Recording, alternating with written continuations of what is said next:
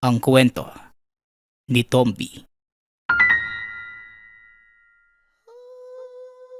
Ang kwentong ito ay hango sa totoong buhay. Mula ito sa isa nating tagapakinig na itago na lang natin sa pangalang Ilay. Taong 1979, lalawigan ng Cebu.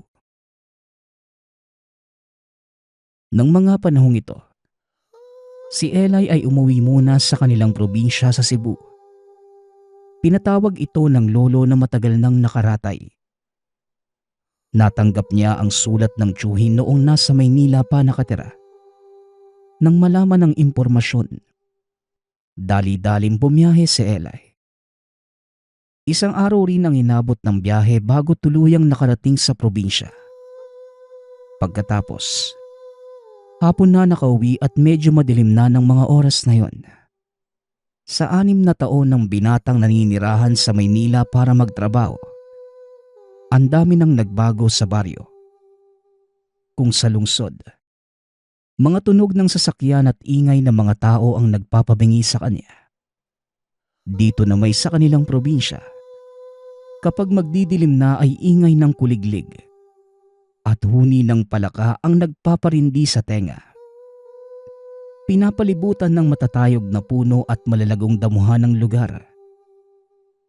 Nang makarating sa tahanan, nadatnan niyang malungkot ang tiyuhin, tiyahin maging ang mga pinsan nito. Nang tanungin niya ang tiyahin na si Aling Mercedes kung buhay pa ba si Lolo Emilio, maluha-luha naman itong tumango. Pero ang sabi ng tiyahin, malapit nang mamatay ang matanda. Kaya kagad itong nagpunta sa higaan ni Lolo Emilio. Hindi niya mapigilan ang pagbagsak ng luha. Lalo na't ang lolo niya ang kumalinga sa kanya magbuhat ng maulila ng mga magulang. Nang makita siya ng matanda, kahit mahina ay pilit itong ngumiti. Pinalapit siya nito na kagad namang ginawa ni Elay. Opo, salamat naman at dumating ka na. Pakikuha mo nga yung baul ko. May importante akong bagay na ibibigay sa'yo. Wika ni Lolo Emilio habang hinahaplos ng marahan ang buhok. Mabilis naman itong kinuha ni Elay at binigay sa matanda. Sa pagkakaalam ng binata, ang baul na yon ay naglalaman ng mga kasangkapan sa panggagamot ng lolo. Isa nga palang albularyo si Lolo Emilio. Pero dahil na rin sa karamdaman, hindi na niya kaya ang mga dating ginagawa. Dahil si Elay lang ang nag-iisang lalaking apo ni Lolo Emilio, sa kanya itinakda ang pagpapasa ng lihim na karunungan. Kaagad binuksan ng matanda ang baul. May kinuha ito na isang habak o tinatawag na proteksyon para sa isang manggagamot at kwinintas sa leeg ni Elay. Kasabay nito ang mga bilin sa kanya ng lolo. Tinandaan ng binata ng mabuti ang mga paalala ng matanda. Ibinigay na rin sa kanya ang baul. Tumagal pa ng ilang oras si Lolo Emilio at kalaunan. Sumakabilang buhay na ang matanda. Kaya nagsiiyakan na ang mga tao sa loob ng tahanan. Makaraan ng 1 linggong pagburol, inilibing na ang matanda. Pinag-aralan naman ni Elay ng mabuti ang mga orasyong nakasulat sa libreta. Pagkaraan ng ilang buwan, dito na sinimula ni Elay ang dating ginagawa ng lolo, ang pagiging isang albularyo. Nanggagamot siya ng mga may sakit tuwing umaga hanggang tanghali. Tuwing hapon naman ay nagpapahinga. Samantalang pagsapit ng gabi, naglilibot si Elay sa kanilang lugar, kasama ang mga tanod para panatilihin ang seguridad ng mga residente. Laganap ang aswang sa lugar kapag tulog na ang mga tao.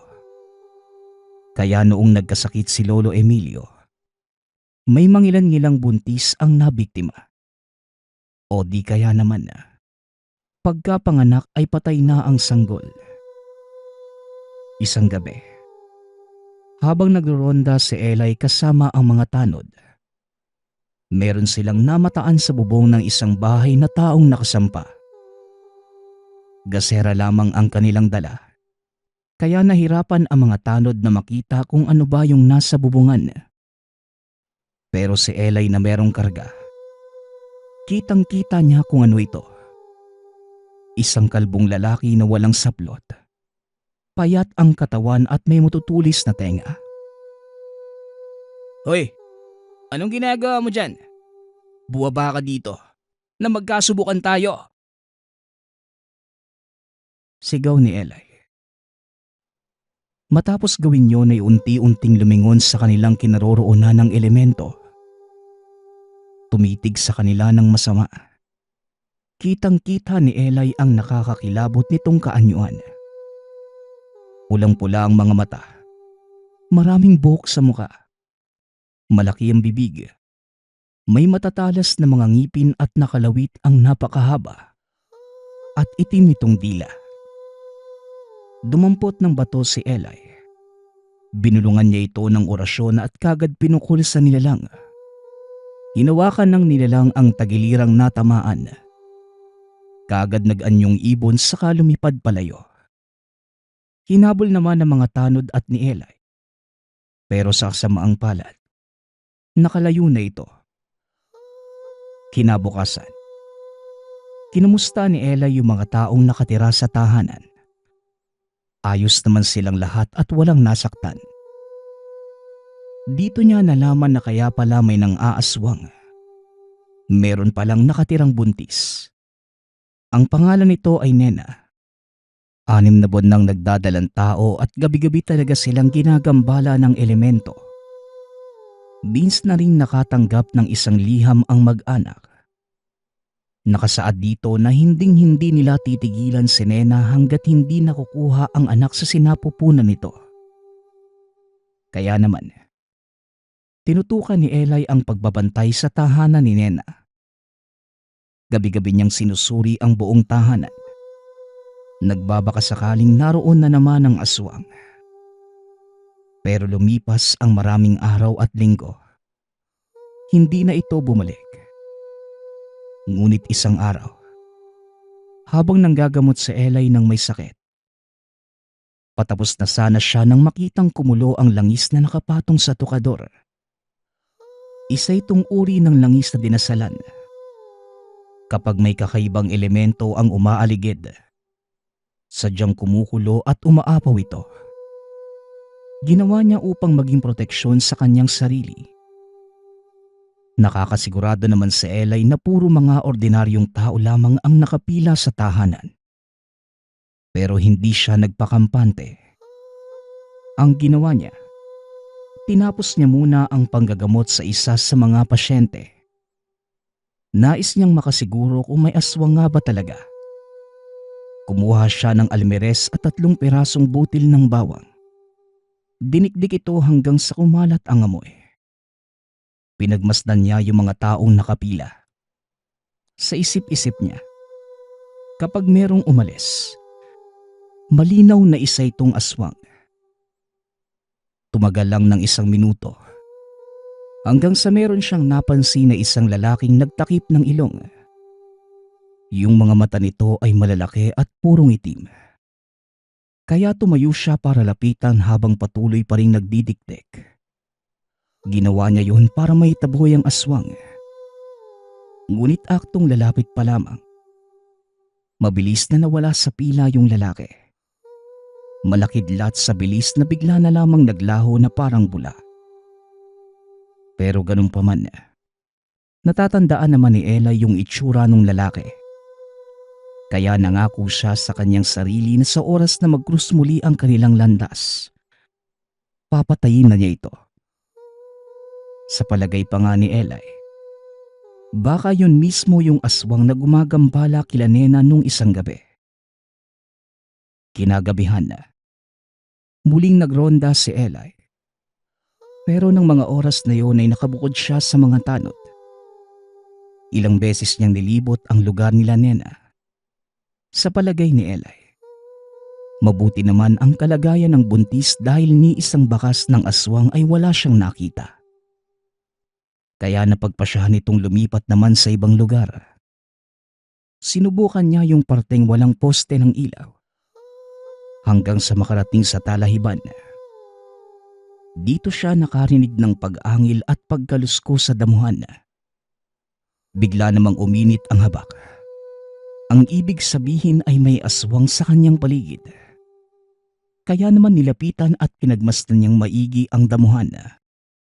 Hanggang sa may unti-unting namumuong dalawang liwanag na kulay pula. Dito niya napagtanto na ito pala yung mata ng aswang. Kaya hinanda na ni Eli ang sarili. Hanggang maya-maya lang, bigla itong tumayo sa kanyang harapan. Nakilala niya ito.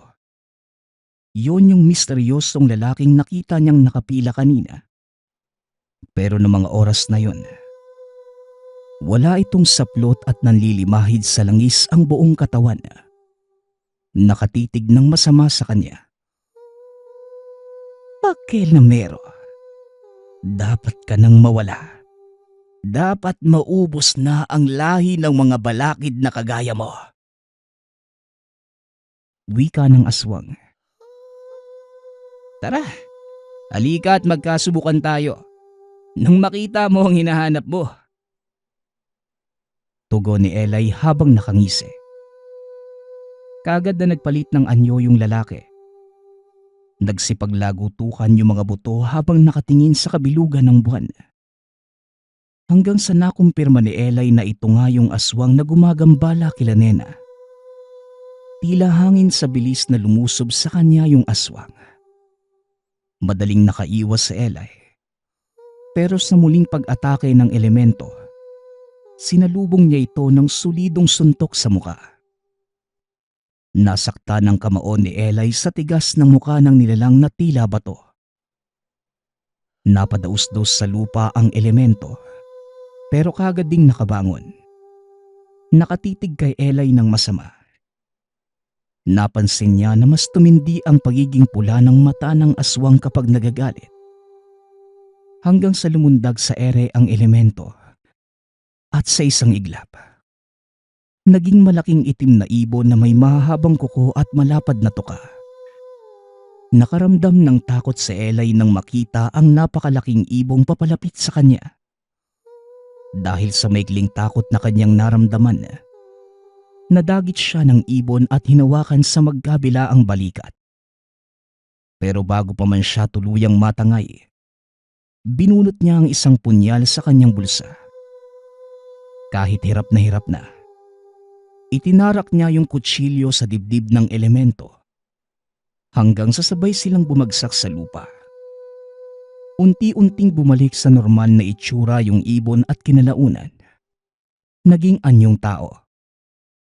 Hawak-hawak ang kutsilyo sa dibdib habang umaangil ng malalim. Hindi pa tapos ang laban, Eli. Magbabayad ka. Isinusumpa ko. Hindi ka patatahimikin ng pamilya ko. At madadamay rin ang mga inosente. Sinusumpa ko yan. Naghihingalong wika ng aswang habang patuloy na tumatagas ang dugo sa dibdib. Hindi nagtagal, tuluyan na itong nawala ng buhay. Kaya naman niradyo ni Eli sa mga tanod ang nangyari. Kaagad namang nagpunta sa kinaroroonan ng mga taga-barangay at pinagtulungang ilibing ang lalaki sa kakahuyan. Napagpasyahan nilang ilihim ang bagay na yun. Baka magbunga pa ito ng labis na takot para sa mga tao. Pero habang naguhukay ng lupa, nararamdaman ni Eli na merong nakamasid sa kanilang paligid.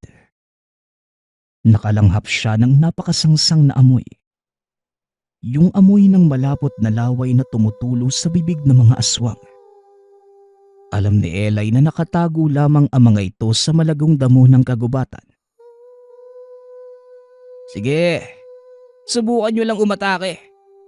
Magagaya lang kayo sa lalaking ito. Tatarakan ko rin kayong lahat ng kutsilyo sa dibdib! Sigaw ni Eli. Pero nakarinig sila ng isang malalim na boses mula sa kawalan. Oo, sa ngayon panalo ka sa labanan. Pero huwag kayong magpapakampante. Ito ang inyong tatandaan. Iisa-isahin namin kayo. Wika ng aswang. Kaya naman yung mga naguukay na tanod, biglang namutla at natigilan sa narinig.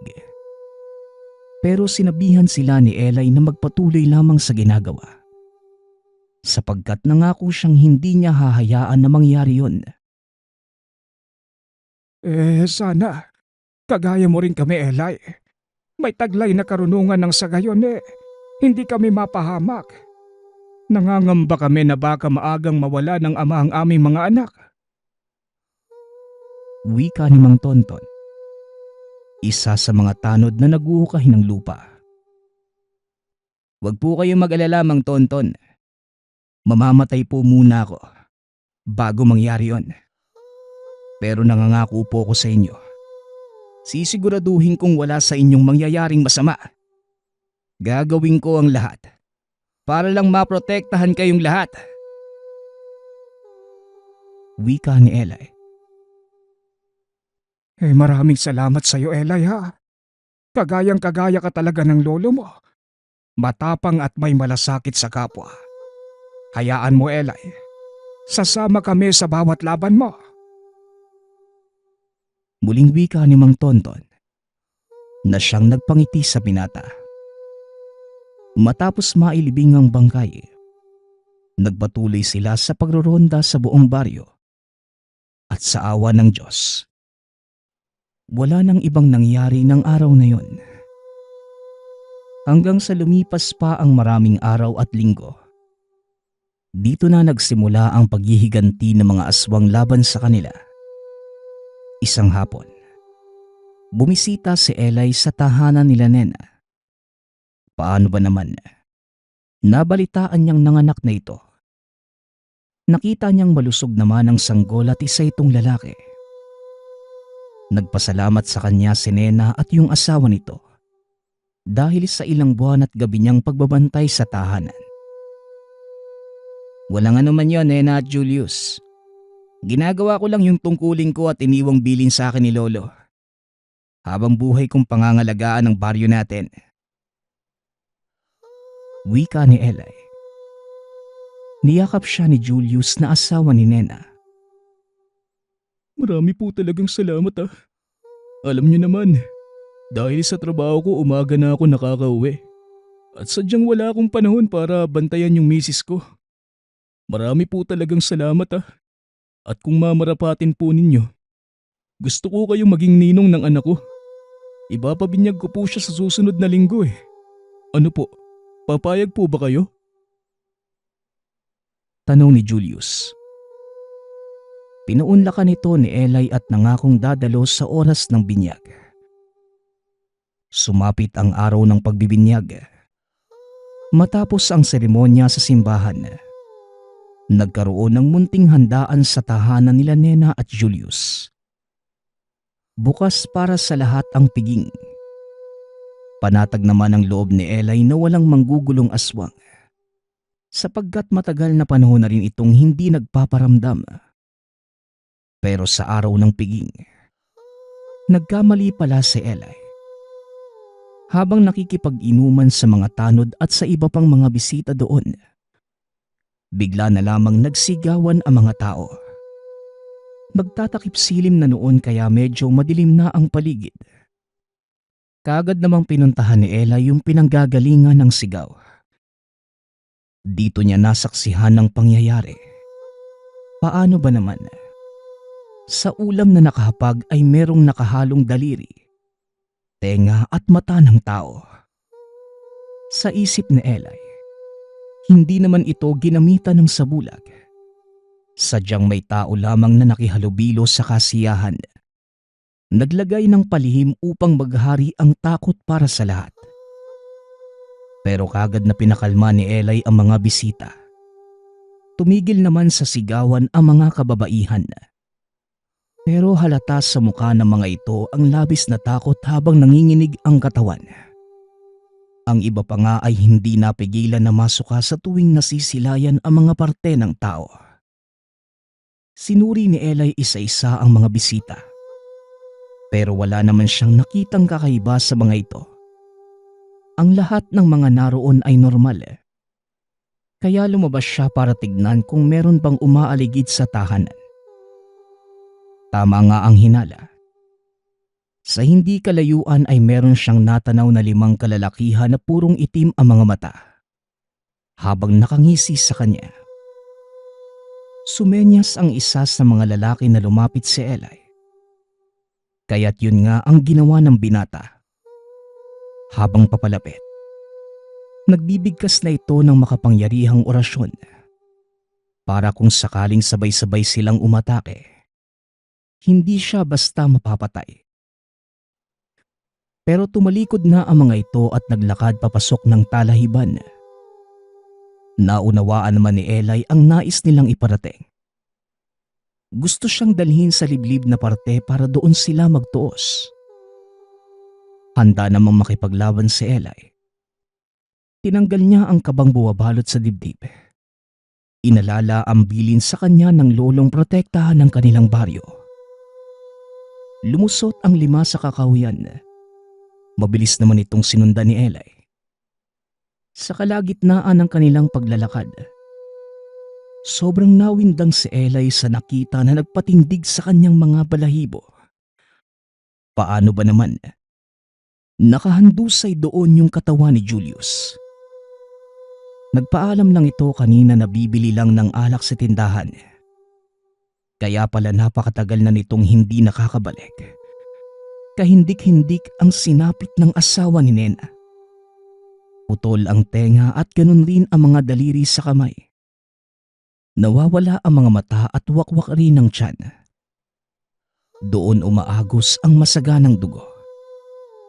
Sa sarili ni Eli, parte marahil ng katawan ni Julius yung hinalo ng mga aswang sa pagkain.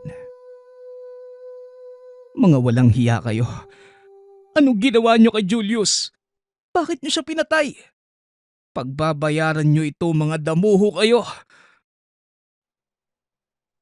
Nagngingit-ngit sa galit na sigaw ni Eli. Humarap sa kanya ang mga kalalakihan at tumutulo ang malapot na laway sa bibig. Hanggang sa nagsalita ang isa sa mga lalaki. Hindi ba't nagpaalala na ako sa inyo noon? Iisa-isahin namin kayo. At nagkataon lang na natsyempohan namin ang lalaking yan. Kaya't siya ang nauna. Ngayon, ikaw naman ang isusunod namin. Pati ang mga asungot mong tanod.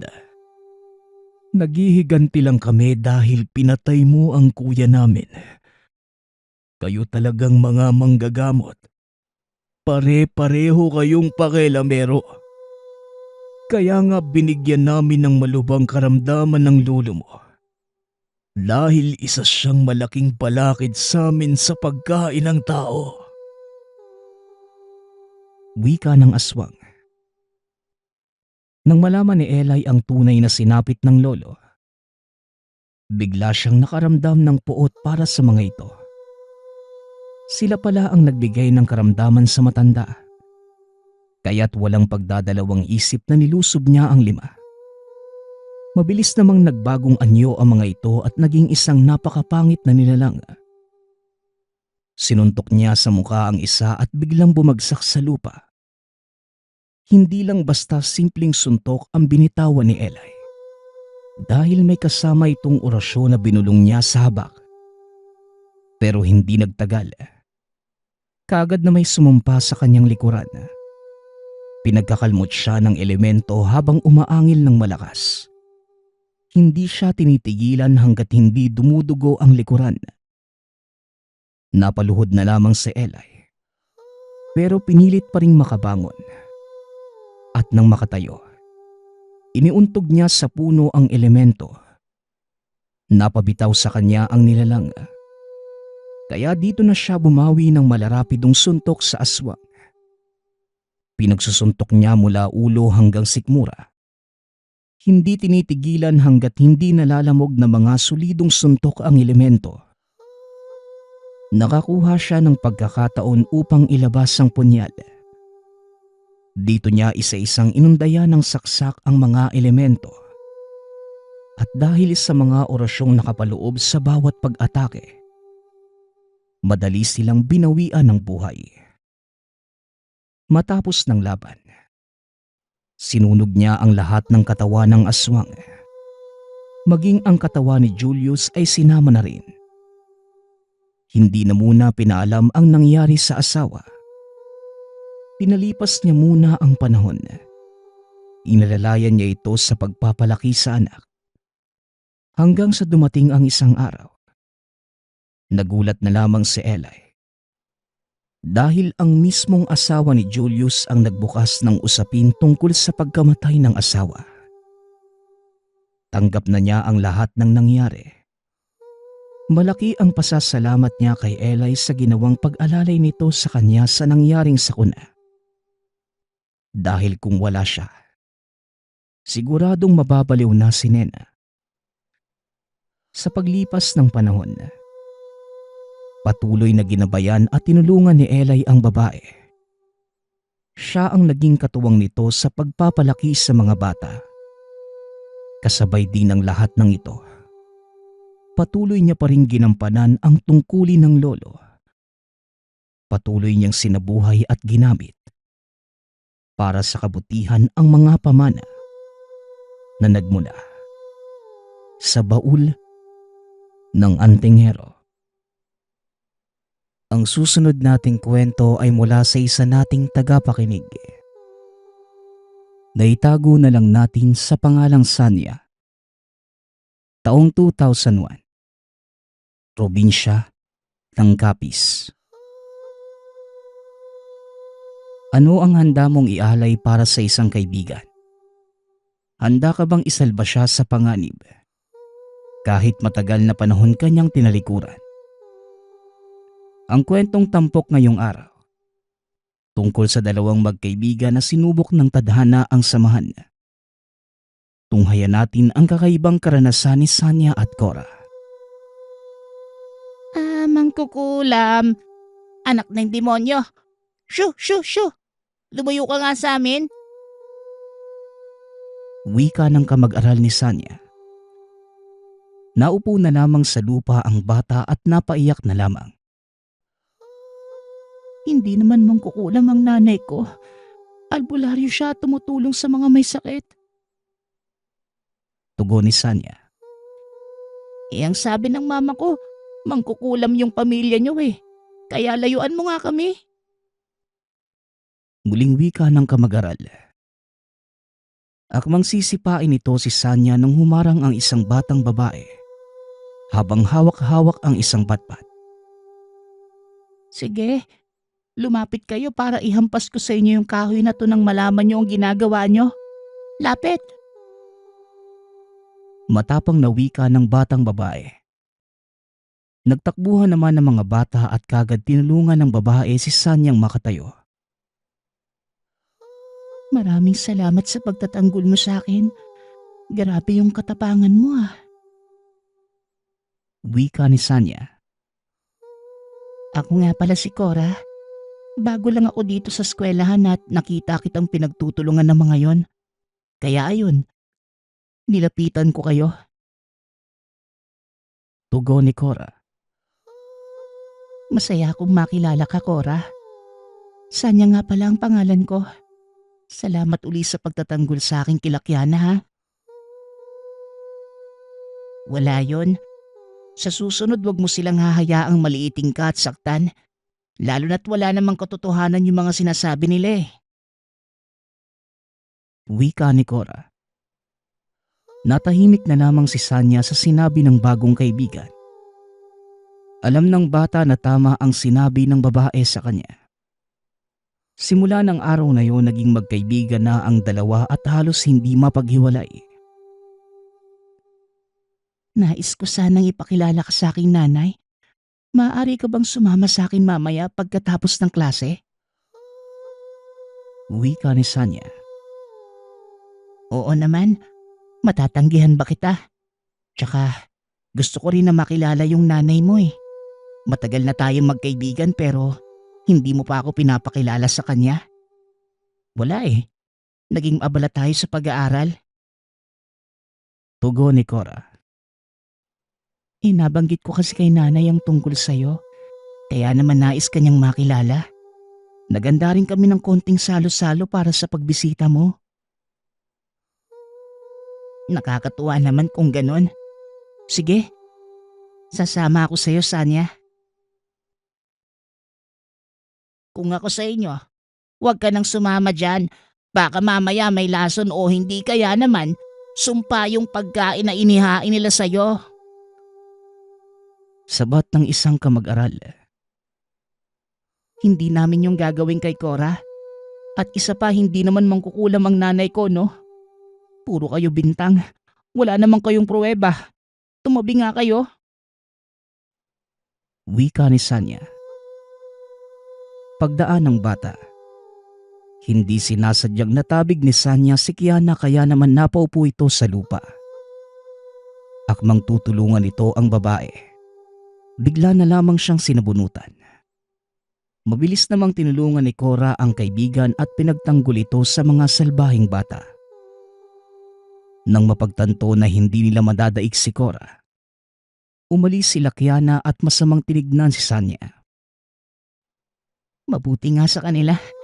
Mga pakilamera eh. Hindi mo malaman kung mga inggit lang. Ay nako, tara na nga at nasira lang ang araw ko sa mga yon. Wika ni Cora.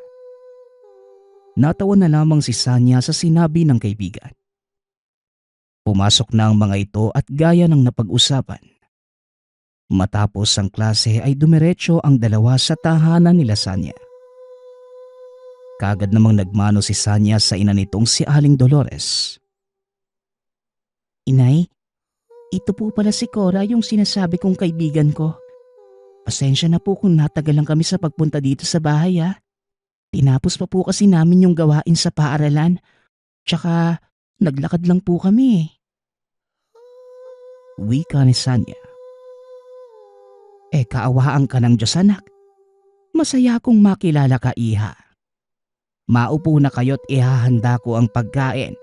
Paniguradong napagod kayo sa eskwelahan. Tugon ni Nanay Dolores. Naku, nag-abala pa po kayong magluto. Maraming salamat po dahil inalok niyo ako ni Sanya na magpunta dito sa tahanan ninyo. Masaya po ko na sa wakas. Makikilala ko na po kayo. Wika ni Cora. Napangiti si Aling Dolores sa sinabi ng bata. Ako nga ang dapat magpasalamat sa iyo. Dahil naging kaibigan ka ng aking anak sa kabila ng mga naririnig mong usap-usapan patungkol sa akin. Huwag kang mag-alala. Dahil hindi naman totoo ang mga sinasabi nila. Isa akong manggagamot at hindi mangkukulam. Wika ni Nanay Dolores. Nako, wala po yun. Mabait pong bata si Sanya at naniniwala ako sa kanya. Kaya naman wala po sa akin yung mga sinasabi ng iba. Alam ko naman po na lahat ng yun ay kasinungalingan lang at walang pruweba lalo na si Kiana. Tugon ni Cora. Napangiti naman si Aling Dolores sa sinabi ng bata. Sabay-sabay na kumain ang mga ito at labis na tuwa ang naramdaman ni Cora dahil napakabait ng ina ng kaibigan. Sa paglipas ng panahon, unti-unting nagdalaga ang dalawa. Mas lalong tumibay ang samahan ng mga ito. Walang pinag-aawayan o pinagtatalunan ang dalawa. Palagi nilang pinagtatanggol ang isa't isa. Ngunit ang samahan ng dalawa ay tila susubuki ng tadhana. Nang tumuntong sa kolehiyo ang dalawa, magkaibang kurso ang kanilang kinuha. Ngunit palagi pa ring magkasama sa tuwing may libreng oras. Cora, madalas kitang makita kasama si Felix ah. May namamagitan ba sa inyo? Tanong ni Sanya. Naku, wala no. Magkapareha lang kami sa isang proyekto kaya palagi kaming magkasama. Pero namamagitan? Wala no. Tugon ni Cora. Natahimik si Sanya at alam niyang nagsasabi ng totoo ang kaibigan. Ingat ka lang kay Felix ha. Marami ng pinaiyak na babae yon. Baka mahulog ka sa kanya. Alam mo naman na ayoko nasasaktan ka. Wika ni Sanya. Natawa naman si Cora sa sinabi ng kaibigan. Aba oo naman Sanya. Pero sino ba naman kasing hindi mahuhulog sa isang Felix no? Bukod sa matalino gwapo pa. Tugon ni Cora. Kinikilig pa ito habang sinasabi ang katagang yon sa kaibigan. Ew, gwapo ba yun? Saan banda? Hindi ko makita. Baka naman namamalik mata ka lang o kaya naman malabo na yung paningin mo ha? Hala siya, akala mo talaga? Palibhasa, wala kang kakilig-kilig sa katawan eh. Basta, hindi ako nagagapuhan kay Felix. Para sa akin ang gwapo kagaya ni Rico. Yung tipikal na moreno. Tipong Pinoy na Pinoy yung kulay. Hindi yung tisoy at singkit. Kulang na lang maging espasol ang kulay ng Felix na yan. Natawa naman si Cora sa sinabi ng kaibigan.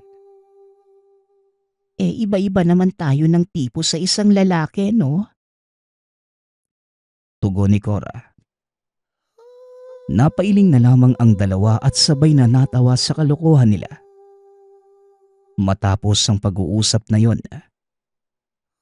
nagpaalam na si Cora dahil kailangan pa nitong magpunta sa kitaan nila ni Felix. Samantalang si Sanya naman, kaagad nagpunta sa silid aklatan at doon nagbasa ng libro. Ngunit ilang minuto pa lamang siya doon, nabagot na ang dalaga. Hindi ito sanay na wala ang kaibigan kaya naman nagpunta ito sa hardin ng eskwelahan. Nagmuni-muni doon si Sanya at nang marinig ang kampana ng eskwelahan. Kaagad nang umuwi ang dalaga. Pagkarating sa tahanan ay kaagad itong kinausap ng ina at binalaan. Anak, nasa panganib ang buhay ng iyong kaibigan. Mas mabuti sigurong palayuin mo siya sa kinahuhumalingan nitong lalaki. Babala ni Nanay Dolores. May lahing babaylan ng ina ni Sanya kaya naman nakakakita ito ng mga pangitain. Pero wala naman po natitipuhang lalaki si Cora. Baka naman ay alam mo yung pangalan ng magdadala kay Cora sa kapahamakan? Wika ni Sanya. Hindi ko pa alam sa ngayon anak. Pero hanggat maaari, mas makabubuting lumayo na siya sa lalaking yon. Kundi kapahamakan lamang ang kanyang matatamasa. Muling tugon ni Aling Dolores. Nagtayuan ang mga balahibo ni Sanya sa sinabi ng ina. Dahil kailanman ay hindi ito nagkamali sa propesiya.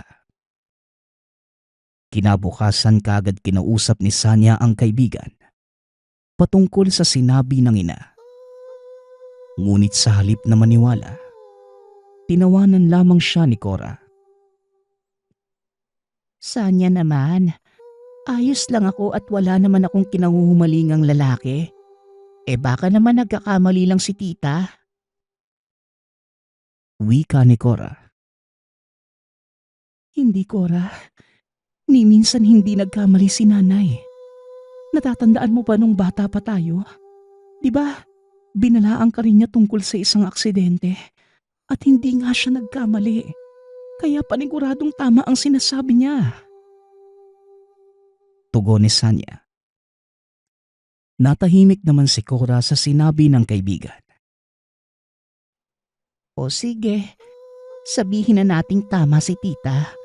Pero sino naman ang dapat kong iwasan? Wala naman akong kinahuhumalingang lalaki eh. Baka naman alam ni tita. Wika ni Cora. Napabuntong ng malalim si Sanya.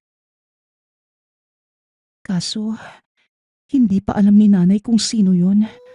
Pero, mag-iingat ka pa rin ha. Tugon ni Sanya. Ngumiti naman si Cora at niyakap ang kaibigan. Salamat sa pag-aalala Sanya ha. Pero nasa tamang edad na ako. Kaya ko na ang sarili ko kaya hindi mo na ako kailangang isipin pa ha. Wika ni Cora. Kahit papano gumaan ang pakiramdam ni Sanya dahil hindi nagalit sa kanya ang kaibigan. Matapos ang araw na yon, naging abala ang dalawa sa kani-kanilang buhay. Hanggang sa isang araw nalaman ni Sanya na hindi na pumapasok ang kaibigan.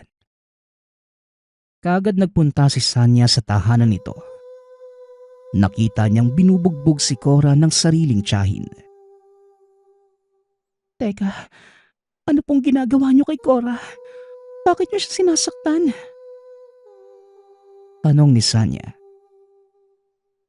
Yung kaibigan mo, hihinto na raw sa pag-aaral dahil aalis na dito sa poder namin. Wika ng tiyahin nitong si Marcel.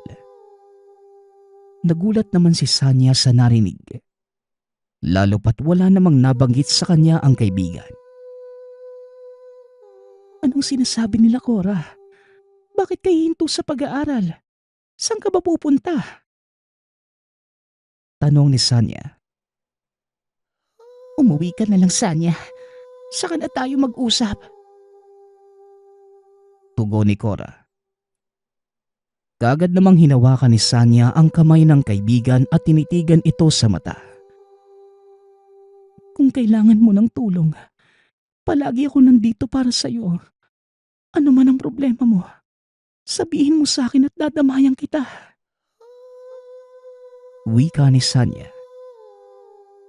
Sige na, ako na ang bahala dito, Sanya.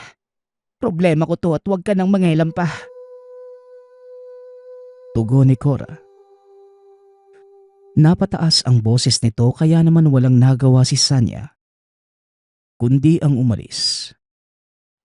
Pagkauwi sa tahanan, tahimik at tulala ang dalaga. May problema ba, anak? Bakit nakatulala ka lang dyan?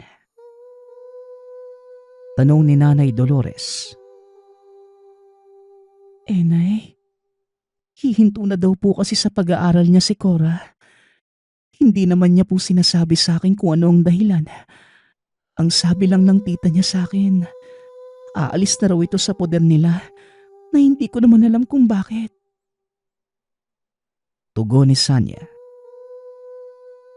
Mukhang nagaganap na ang aking pangitain, anak. Alam kong binalaan mo si Cora, pero mukhang siya na mismo ang pumili ng sarili niyang tadhana. Pero Nay, hindi ko pwedeng pabayaan ang kaibigan ko. Hindi pwedeng hindi ko siya pigilan at alalahanin.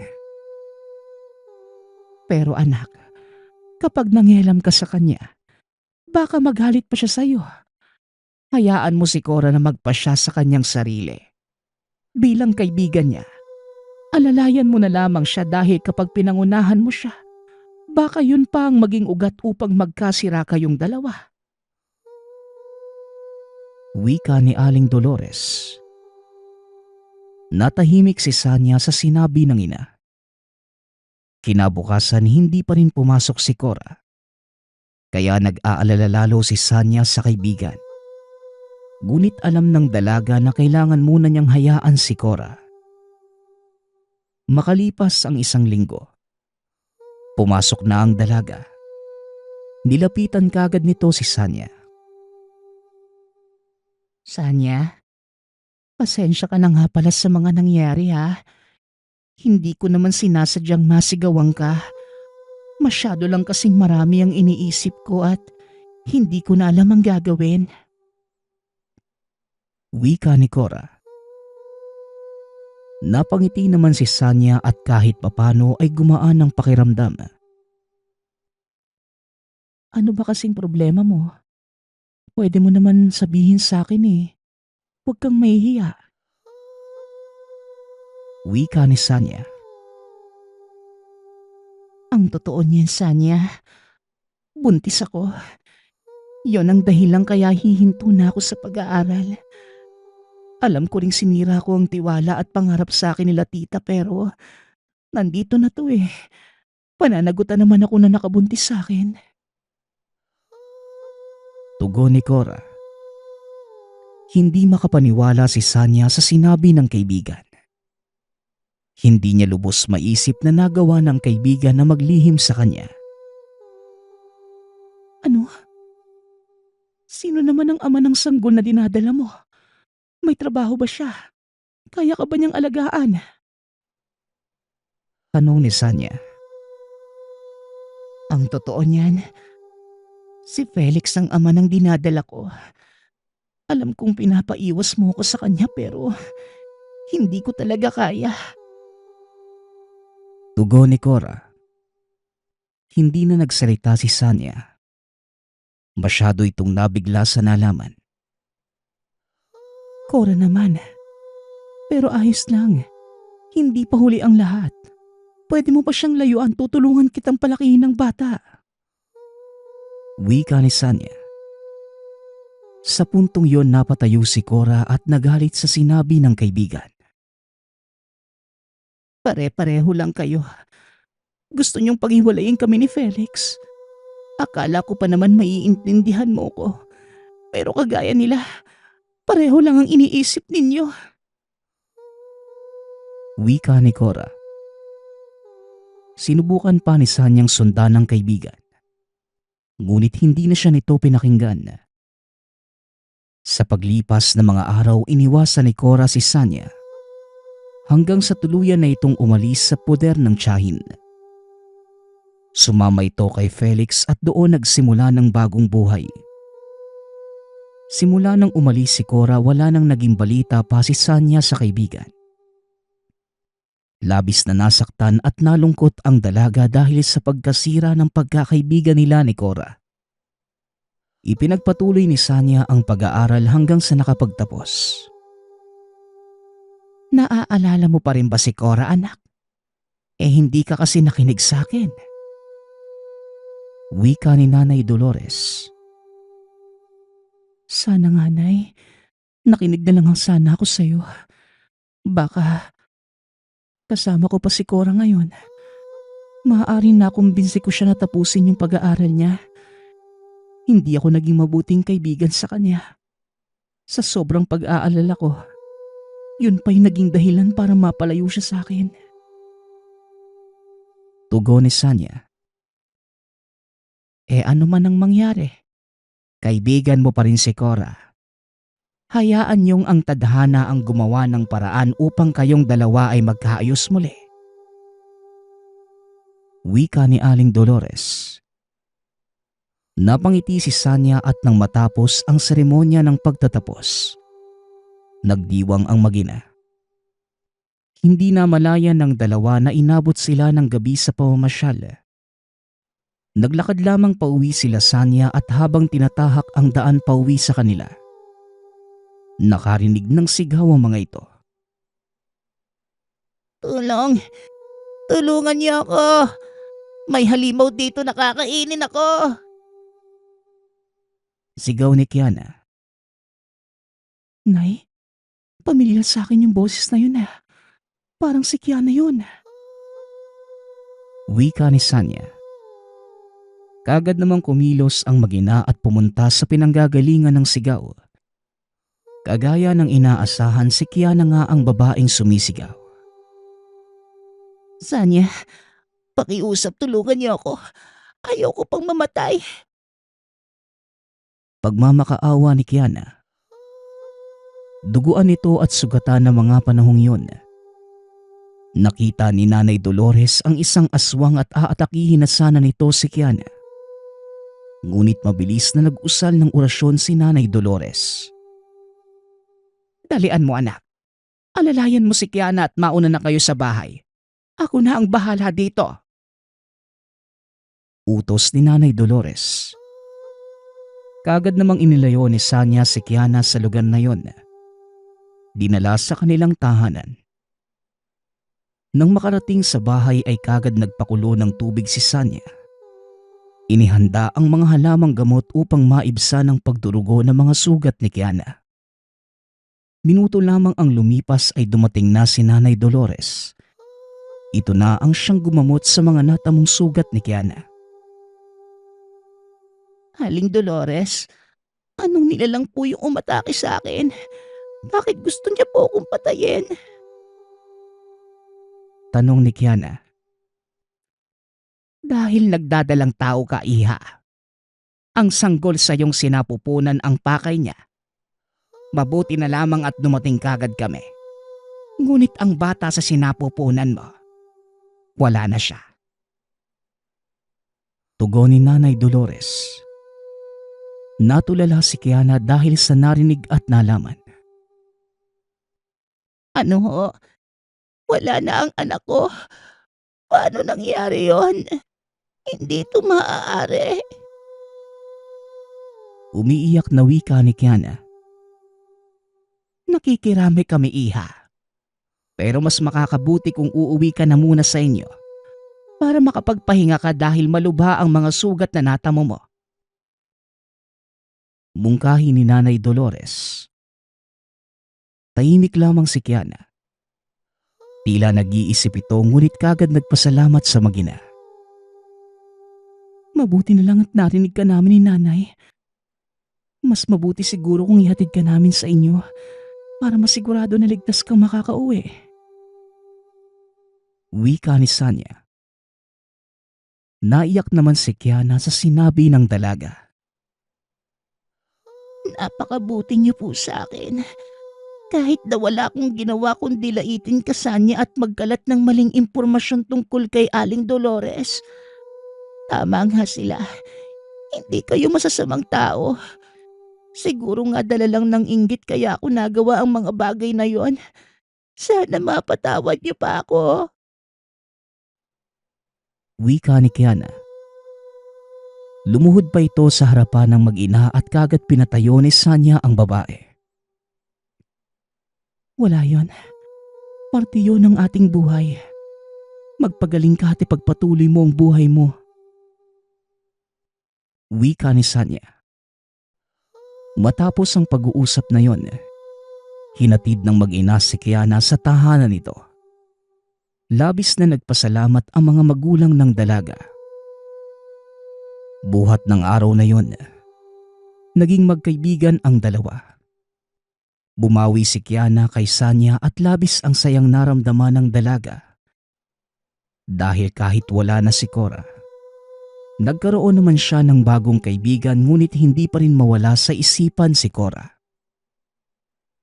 Habang namamasyal ang dalawa sa parke, naupo sa damuhan ng magkaibigan at naluha si Sanya. Nakita nito ang paboritong bulaklak ng dating kaibigan. Naaalala mo na naman si Cora, no? Hindi rin ako makapaniwalang nagkasira kayo. Para na kaya kayong magkapatid. Iba talaga ang dala ng pag-ibig. Nakakasira ng samahan. Wika ni Kiana. Pinunasan naman ni Sanya ang luha at gumiti ng pilit. Mukhang masaya naman siya sa napili niyang landas eh. Wika ni Sanya. Isinantabi na lamang ng dalaga ang mga iniisip. Makalipas ang ilang taon, laking gulat ni Sanya nang dumalaw sa tahanan si Cora. Naaalala mo pa ba ako? Sana oo. Kahit matagal na tayong hindi nagkikita. Wika ni Cora. Hindi makapagsalita si Sanya ng mga panahong yun. Bagkus kagad niya itong niyakap ng mahigpit. Hindi kita makakalimutan, ano ka ba? Matalik kaya kitang kaibigan. Kaya malhabong makalimutan kita. Wika ni Sanya. Labis ang sayang naramdaman ng dalaga dahil sa hinaba-haba ng panahon na hindi niya nakita si Cora. Hindi niya inaasahang makakasama pa niya ito. Nandyan ba si tita? Gusto kong humingi ng pasensya sa kanya, lalo na sa'yo. Nga pala ito, pasalubong ko sa inyo. Wika ni Cora. Oo, pasok ka, Cora. Nandun siya sa sala kasama ni Kiana. Tugon ni Sanya. Napakunot ang noo ni Cora. Nabigla ito nang banggitin ni Sanya ang pangalan ng dalaga. Kiana, ayos na kayo? Sa bagay, matagal na rin ang lumipas. Ano bang alam ko sa inyo? Wika ni Cora. Pagkapasok sa loob ay kagad nagmano si Cora kay Aling Dolores. O Cora, mabuti naman at dumalaw ka. Kumusta ka naman?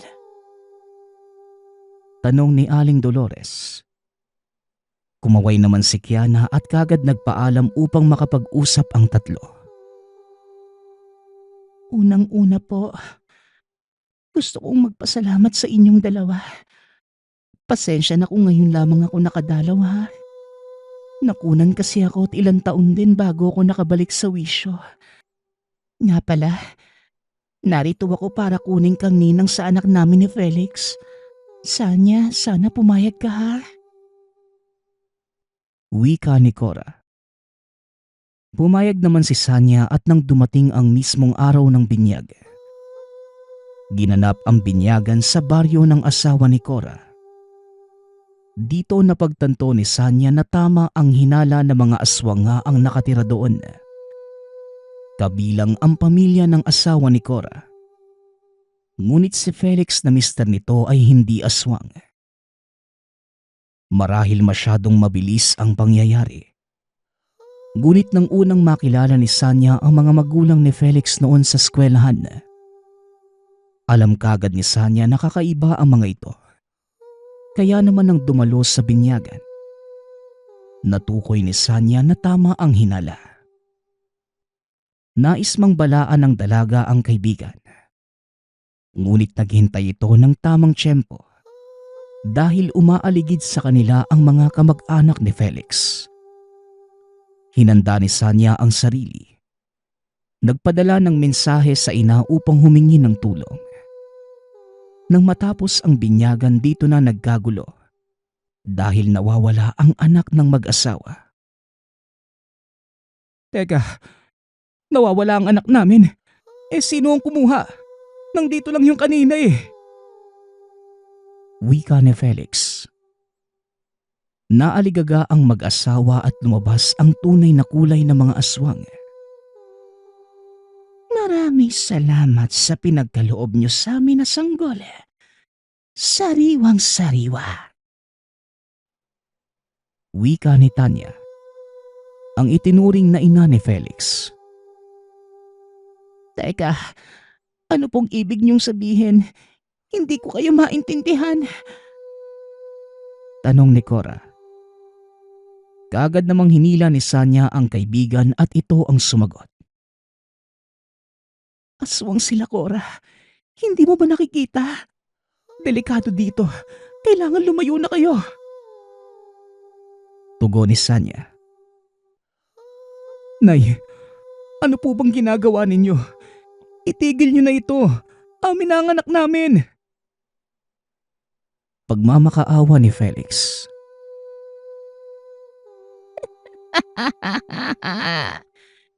Nanay, hindi kita anak, Felix. Napulot ka lang namin at ginamit ka namin para makuha ang aming mga nais. Tugon ni Nanay Tanya. Nalaman ni Felix na hindi niya tunay na magulang ang nasa harapan dahil namatay ang tunay niyang magulang at nilinlang lamang siya ng mga aswang. Ilang sandali ang lumipas. Inilabas ng mga aswang ang sanggol. Akmang kakainin na ang sanggol ay kagad dumating ang ina ni Sanya. Nagsimula ang mga ito na labanan ang kalaban. Nag-usal ng orasyon si Nanay Dolores na kagad sinabayan ni Sanya ng pakikipaglaban. Hindi makapaniwala ang mga aswang sa lakas na meron ang mag-ina. Umalis na kayo anak. Ilayo nyo na ang sanggol. Utos ni Aling Dolores. Habang tumatakas, muntik nang masabol ng sibat si Cora ngunit mabilis na humarang si Felix. Kaya naman ito ang siyang napuruhan. Nagawa ng mga itong makatakas ngunit si Felix. Binawian ito ng buhay. Malubha ang natamo nitong sugat. Labis na lungkot ang naramdaman ni Cora. Ngunit pinilit nitong kalimutan ang mga naganap.